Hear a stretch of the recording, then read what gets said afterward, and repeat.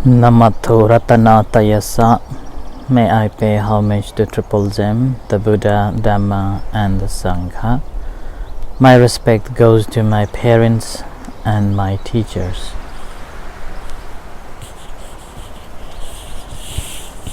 Hello everyone. Today is 25th Monday, May 2020. This is Ajahn Sujan from Varapunya Meditation Center. Once again, I am here with you all tonight. Hi everyone. Hi Margaret. Hi Manish, Colin. Hi. So today is another beautiful day, and this is this morning is my second day of this year that I was having a sunbathing, and that sunbathing way was relaxing and it was so nice to have sunbathe, but that also caused me headache. So I'm still having a small bit of a headache here, but we'll be fine, I hope. So yes, and I hope you're also enjoying as well. And I think it's a bank holiday in England, and we went to B&Q this afternoon, and we noticed that there are a lot of cars around, and B&Q was also busy with the customers. So just need to be mindful and use this time skillfully as we go along. Right, so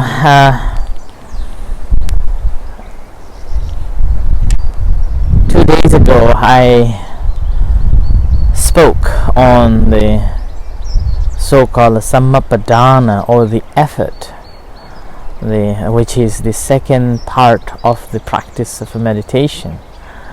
And that's normally we have a misconception or misunderstanding that when we meditate, when we practice meditation, it is just a practice of knowing the mind body, and in the practice of the mind body, again, there are so many other things that we have to develop, and one of them is the effort. And this effort become the second, that we can see it very clearly inwardly inside our minds and heart. And the third stage that we have to develop is so-called the Iddhipada, and that's translation would be the base for the path of accomplishment, or the base for the success. Now in our life, every one of us would like to success, like to be successful in our life, and we will go on with the different topics and the different works and different plans we make for the successful life ahead, and on the basis of that we work so hard and work on that. And in the practice of a meditation as well, that sometimes we want to practice, we have a desire to practice. Sorry, it's wind. We have a desire to practice, but we haven't got the motivation to practice, then it will be very difficult. And here, that's why there's a Iddhipada, also known as the Adhipati, which means the boss, the principle that leads, or the principle that drives us to drive us for the success. Yeah. And the simile is given that when we want something dearly, when we desire to have it dearly, then nothing can stop us to do it. Nothing can stop us doing that. It's like, suppose you want to go away for somewhere, go away to somewhere, and nobody can stop you because you will go. That's why there is a saying that a monk who is going to disrobe, mother who is going to deliver, a man who is going to eat, nobody can stop, because it's driven by the strong desire, or driven by this natural call. And with this, what happens is nobody can stop.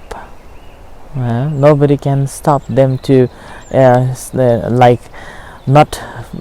There are many cases. There are many stories about the monks disrobing, and they wish to desire to disrobe, going back to the lay family life, and their expression will come on their friends and their families, and they will beg them to stay as a monk. But when his mind is not as a monk anymore, then he will disrobe anyway. And that's same with the mother. With a mother who is going to deliver a child, when the time comes, doesn't matter how the place, doesn't matter where it is, it will happen. And that's same with our own life as well. When we look at our own daily routine, daily life, we see that anything that we do, there is this so-called the desire to do it, and this desire is something which is positive, and this positive desire is basically a will or the aspiration, will to do, will to success, and this aspiration is although known as a desire, but this is a positive desire. And there is a story about the desire, saying that it doesn't matter whether it is desire to develop the mental cultivation, or it is desire to do something else, or negative or a positive. And the king, one of the kings, asked Venerable Ananda about it, and Venerable Ananda said that you have a desire to come to the monastery. After you have arrived in the monastery, will you still think of the desire to be in a monastery? And that's the king replied that no, because I have already arrived. And whereas the difference between desire and this chanda, or the will, or this desire, the positive desire, is that the desire is something that non-stop, despite you have arrived, or despite you have consumed, despite you have done, and still that thirst of desire continues. That's why that desire causes the trouble, that desire causes the disappointments. Whereas the will or aspiration is something that once you have achieved, once you have arrived, then there is no more that desire to be, or want to be in that position anymore. And this is why the first so-called will or aspiration in Buddhism is regarded as the driving force. The driving force for the success in our life, in our anywhere, any jobs that we catch, or any job that we take on board. And in the practice of a meditation, this chanda, or the will or aspiration, is the combination of the meditation, the state of the calmness of the mind, and that also able to eradicate all the so-called formations. It's the state of the mental calmness that we achieve in this way. And this is simply on the base that because we've been working with this mind-body and feelings and phenomena so much, and with that we have developed our effort to understand this wholesome and unwholesome activity, wholesome and unwholesome thoughts. And once we have understood this, and we develop more into the wholesome thoughts, and because of this wholesome thoughts been generated, now this become the driving force. So this driving force here is the positive thoughts. That's why the chanda become the boss in the practice of a meditation that leads to the liberation. And once we have this chanda, or the will or aspiration, what happens is we put more effort on that job or on that work that we do. And this effort, again, driven by this will or aspiration to be successful. And this will, this energy that we put on for the success in our life would be so great that nothing has been unturned. We have used all the possible ways to find the way to solve the problem. I remember about 2007, 2008, that time newly introduced this point-based system visa in the UK, and I didn't know that, so I extended my visa for another 2 years. And when I applied, the visa was rejected on the basis that the center hasn't got the sponsorship license and disqualified. And it was just introduced at that time. The rules were just introduced, and I had to go through a very difficult time within the 1 week time.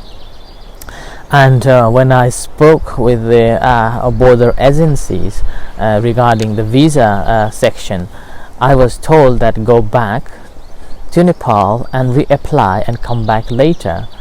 And at that time my response was, going back to Nepal is my last choice. Whatever I can do and whatever I can solve the problem to make it happen, then I will do it here at best of my knowledge.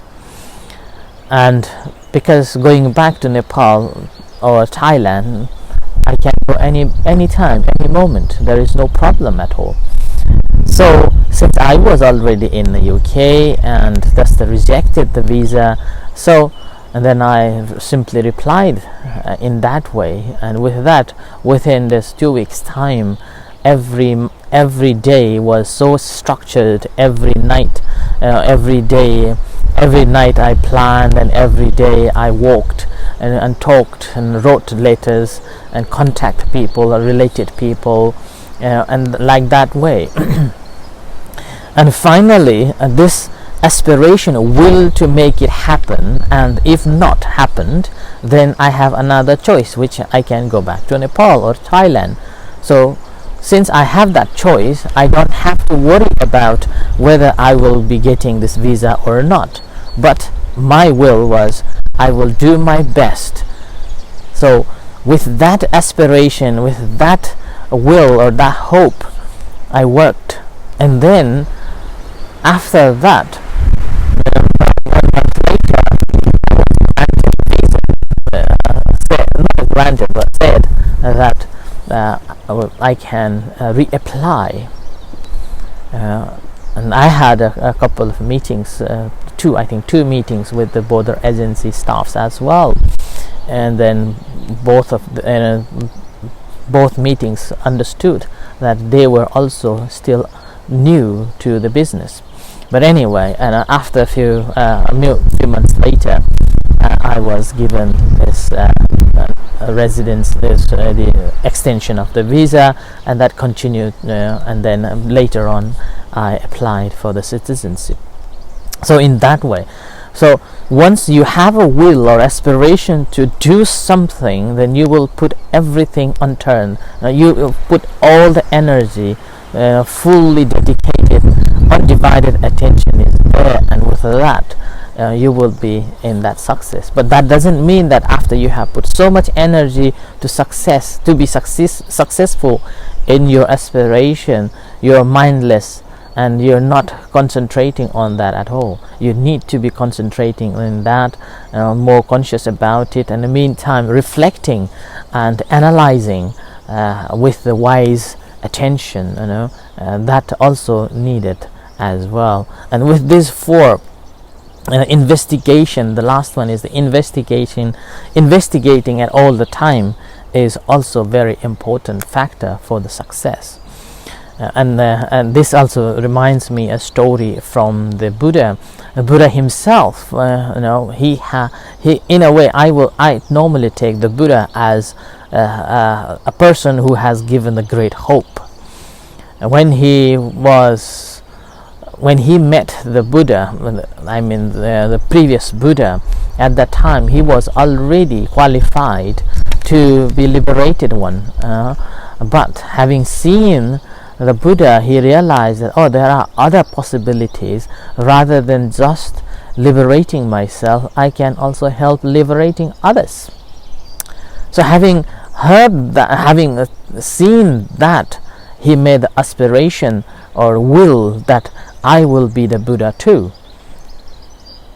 I will be the Buddha and will help people to be free from this cycle of birth and death. And after he took that aspiration and will, he worked so many lives after lives, perfecting his perfections, and at the end he was able to be the Buddha. And that is also illustrates the aspiration that Buddha had at the first place. And after, once he had got this strong driving force to be the Buddha, he spent all his lives,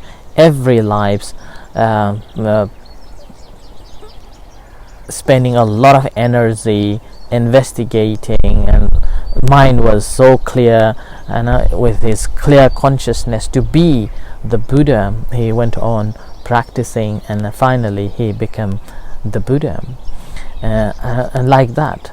So in our life also as well, if we want to see the success, or if you want to be successful in our career or in our business, first what we need is the strong will to do it, will to success, will to be succeed, will to do that path, will to do that job.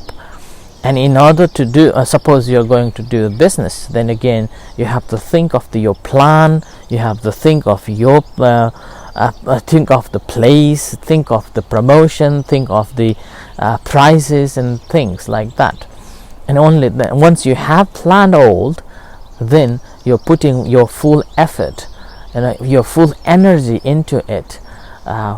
So you're dedicating yourself fully towards that, and in that dedication, again, you're always conscious about how you are and how you are investing, how your mind is aware of the environment, aware of the people, aware of the things, and aware of the products and things and like that. Once you are conscious about it, every path, and what will happen is that you have investigative knowledge. So you're investigating on the things that's happening, and with that the success is nearer to you. And that's same in the practice of a meditation. After we have understood the foundation of mindfulness, the aware of the body, aware of our mind, aware of our feelings and minds and phenomena, and then we developed further on investigating, developing this so-called energy of positive and negative thought processes that we dive into inside ourselves.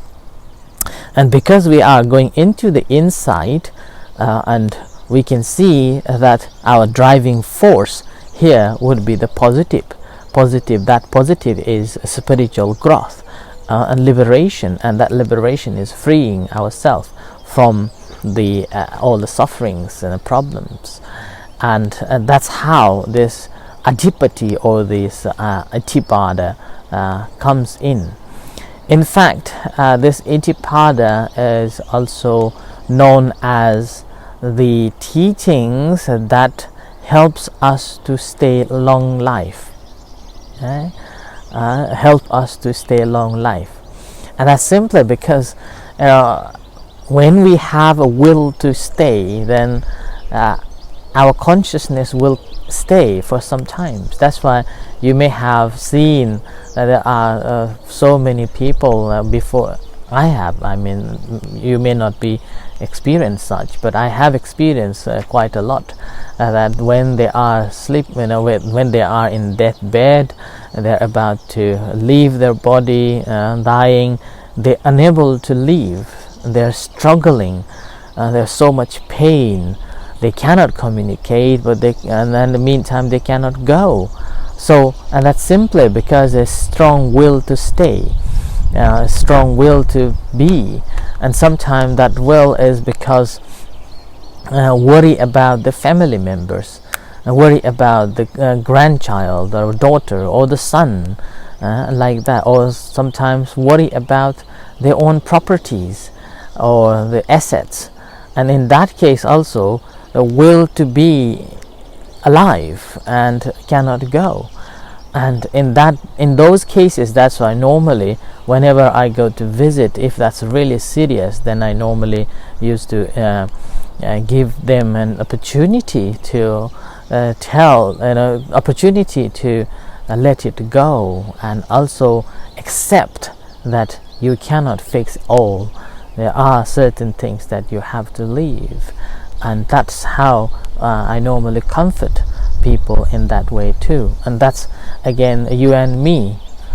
Who knows, sometimes when we grow up or when we are in that state of the mind, in a state in a near death, that time we may have that will to stay for a longer period, of desire to be a little longer, and that moment, and that sometimes it's based on our attachment to something. Other time maybe because of simply worry about something, and then we hang on, and that's simply the will.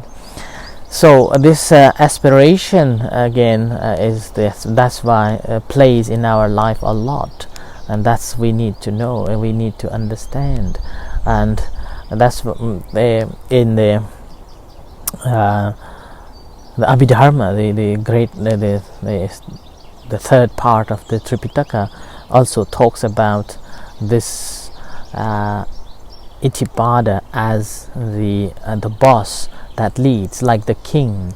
Whenever king travels anywhere, then all the armies and all the people will follow him. So that's same with this principles, that when we have a will, and the rest of other principles will be also following, and on the basis of that driving force of this will or aspiration, the energy will follows, and then our mind, the consciously thinking and working with that will also follow, and wisdom part, which is investigation, also follow as well. And sometimes our aspiration leads, and other times our energy leads, and other time our wisdom leads. But within these, all these four known as the mental formations, that leads our life ahead and our will to be successful in the future. So that's why one of the teachings or one of the principles that we have to develop along the practice of a meditation is these four principles. And the number one is the will or aspiration, and number two is effort, and number three is the consciousness, being conscious about your action, and the third is investigation, knowledge or the wisdom regarding that job that you are doing. And at the end, this is also the state of the mind as well. in a practice of a meditation, if you are practicing meditation, although we are practicing the 4 foundations of mindfulness and we have developed understanding the mental state of a good and a bad, after we have realized this good and a bad, then the calmness of the mind starts at this stage, so-called the principles of the path of accomplishment. Okay, so a path of accomplishment. So I offer this as a guidance for the practice of a meditation, and as well as a guidance to achieve success in our life, or these are the principles that lead us for the accomplishment in our lives, and you can apply in any jobs or any plans that you have in your life, and carefully having the will and putting it on, dedicating your life towards that, and investigation, being conscious about it and having investigation on that regularly leads to the success. But at the end, I would like to just remark here that you can have a plan, but do not stick with that plan. Leave small space for the failure, in case after you have spent so much time, so much dedication, all plans perfect, but there is always possibility of failure or unsuccessful. In that case, you have a mind of, I have done all best of my knowledge, best of my capability, now it's not working, then that's enough. So sometimes we cannot do, then just leave it. So I offer this as a tonight's reflection for you all to think and reflect on. May you be happy, peaceful, and thank you for following and listening to me every night. I hope that this is helping you to eliminate some of the misunderstandings about the Buddhism or about the concepts of life and things, and also lead you to find the right path to be happy in this life and hereafter. So in a few minutes time we will have a chanting and a guided meditation. So I would like to invite you to come and tuning in and joining with us. And if you are not tuning in for the chanting and the meditation tonight, then we'll see you tomorrow at 6:30 as the normal time. Until then, thank you everyone. Thank you Colin for your nice thank you Manish, thank you everyone. We'll see you shortly.